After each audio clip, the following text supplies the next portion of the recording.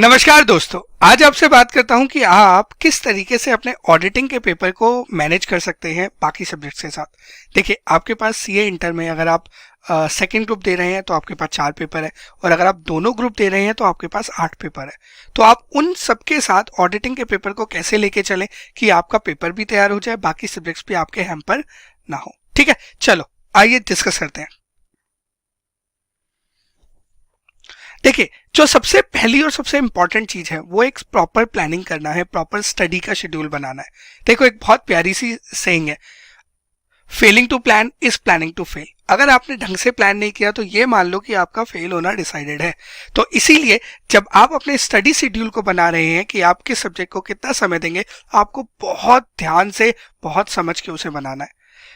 आपको इंश्योर करना है कि आप ऑडिटिंग को प्रॉपर टाइम दे सके, क्योंकि अगर आपने प्रॉपर टाइम नहीं दिया तो ये सब्जेक्ट आपके ग्रिप से बाहर निकल जाएगा और आपसे कवर नहीं होगा। चाहे आप अगर आप शेड्यूल की बात करें तो आप शेड्यूल किसी भी तरीके का रख सकते हो। जैसे आपने बोला, मान लो आप पूरे दिन में 9 घंटे पढ़ते हो, आपने कहा मैं 3 घंटे क्या करूंगा, ऑडिट पढ़ूंगा, 4 घंटे अकाउंट्स पढ़ूंगा, बाकी दूसरा सब्जेक्ट पढ़ूंगा, या 3 घंटे पढ़ूंगा 3 सब्जेक्ट, या 3 घंटा 6 घंटा पढ़ूंगा। वो आप अपने अकॉर्डिंग देख लीजिएगा। But one thing is very sure, you have to give sufficient time to auditing. अगर आपने नहीं दिया सफिशिएंट टाइम तो ये पेपर आपकी बैंड बजा देगा। और एक और इंपॉर्टेंट चीज जो आपको याद रखनी है, ये एक ऐसा पेपर नहीं है कि जी मैं 5 दिन में पढ़ के पूरा खत्म कर दूंगा।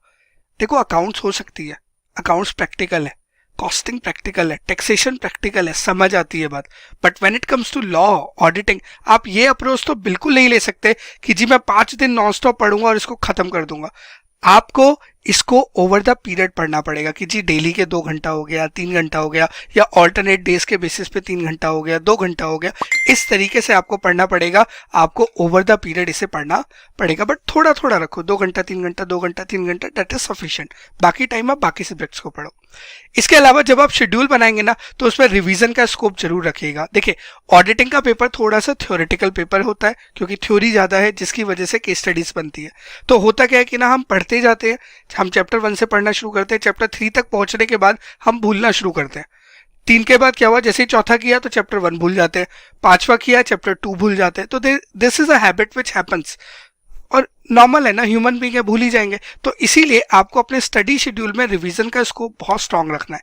चाहे आप ऐसे रख लो कि हर चौथे दिन पे आप रिवाइज करोगे, या हर हफ्ते के एंड में जो भी आपने 1 वीक में पढ़ा रिवाइज करोगे, या 15 दिन में आप रिवाइज करोगे। बट मेरे दोस्त, रिवीजन बहुत बहुत बहुत जरूरी है, अदरवाइज आप पढ़ते जाओगे, पीछे का भूलते जाओगे। तो जब भी आप अपनी स्टडी शेड्यूल बनाएंगे, ये 2 चीजों को इंश्योर कर लेना। अगर आपने ये 2 चीजें इंश्योर कर ली तो ये मान लो कि 60% चांसेस है, 70% चांसेस है कि आप आराम से ऑडिटिंग के पेपर को कवर करते हुए निकल जाएंगे। बट नहीं करी तो you know the results.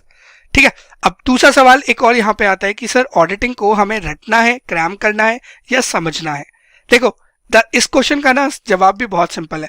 Do you want to understand, और I can say do you want to pass और fail. The question is your, the choice is yours. आप क्या करना चाहते हो, पास होना चाहते हो, फेल होना चाहते हो, उसके अकॉर्डिंग आप डिसाइड कर लो। अगर आप सिर्फ रट के जाओगे ना, तो ये तो बहुत क्लियर कट है कि पेपर नहीं बनने वाला, क्योंकि पेपर एनालिटिकल है, केस स्टडी बेस है, वहां पे रटने से काम नहीं चलेगा, समझने से ज्यादा काम चलेगा। तो इसीलिए this is your choice, what you want to do, whether you want to understand and pass और you want to cram and fail, this is your choice. Third चीज जो बहुत इंपॉर्टेंट है वो है जी शॉर्ट नोट्स बनाना, या समरी बुक से revise करना कंटिन्यूसली। चाहे तो आप हमारी परफेक्ट रिवीजन बुक भी ले सकते हैं, जिसमें हार्डली 60 से 70 पेज के अंदर पूरी की पूरी ऑडिटिंग को हमने कवर किया हुआ है। देखिए, थ्योरी पेपर होने की वजह से क्या है कि बहुत बहुत बहुत बड़ी है, आप बार बार पढ़ते हैं भूलते हैं, पढ़ते हैं भूलते हैं, इसलिए रिवीजन करना पड़ता है, और बार बार पूरा आप दोबारा पढ़ के रिवाइज नहीं कर सकते, इतना टाइम नहीं है। इसीलिए या तो खुद के शॉर्ट नोट्स बना लो, या समरी बुक्स ले लो, या हमारी परफेक्ट रिवीजन बुक ले लो। कुछ तो आपको अडॉप्ट करना पड़ेगा ताकि आप प्रॉपरली रिवाइज कर सकें। इसके अलावा एक और छोटी सी चीज है, जो बहुत छोटी सी चीज है बट लोग जनरली ध्यान नहीं देते। कभी भी कोई टॉपिक करो, कोई चैप्टर करो ना, तो उसे पूरा कंप्लीट करके उठो। दैट मीन्स ऐसा नहीं है कि मेरा चैप्टर 3 चल रहा है, मैंने अभी कंप्लीट नहीं किया, फिर मैंने चैप्टर 4 शुरू कर दिया। इससे होगा कुछ नहीं, आप बीच में अटके रह जाओगे, कभी भी सिलेबस पूरा नहीं होगा। कोई भी टॉपिक कर रहे हो, कोई भी चैप्टर कर रहे हो, चाहे 1 दिन लगे 2 दिन लगे, जब तक वो पूरा नहीं होता आप नेक्स्ट पे स्टेप इन नहीं करेंगे। This is a very fundamental principle. पहले एक काम को क्लोज करो फिर अगले पे चलो, इससे एक मेंटल सेटिस्फेक्शन रहेगा कि उतना काम हो गया है।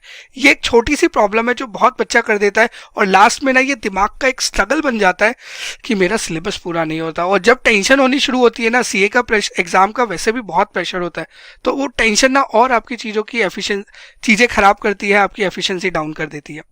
इसके अलावा एक और जो इंपॉर्टेंट चीज है वो है रेगुलर टेस्ट देना।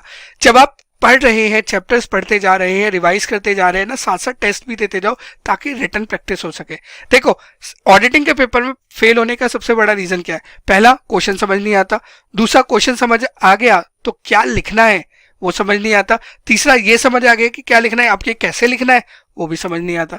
तो कैसे लिखना है ये आपका टेस्ट से रिजॉल्व हो जाता है, करेक्ट। तो जब तक आप टेस्ट नहीं दोगे तब तक आपको समझ नहीं आएगा कि क्वेश्चन में लिखना क्या है, क्वेश्चन क्या कह रहा है, तो आप will not be able to make it, correct. तो आपको रेगुलरली टेस्ट देने हैं, तभी आप अपनी प्रिपरेशन को बहुत अच्छा कर पाओगे, ठीक है। उम्मीद करता हूं कि आप इन चीजों को फॉलो करेंगे, अपने दोस्तों के साथ इन्हें शेयर करेंगे और वीडियो को लाइक जरूर करेंगे, ठीक है। मिलता हूं आपसे अगली वीडियो में, तब तक के लिए जय श्री श्याम।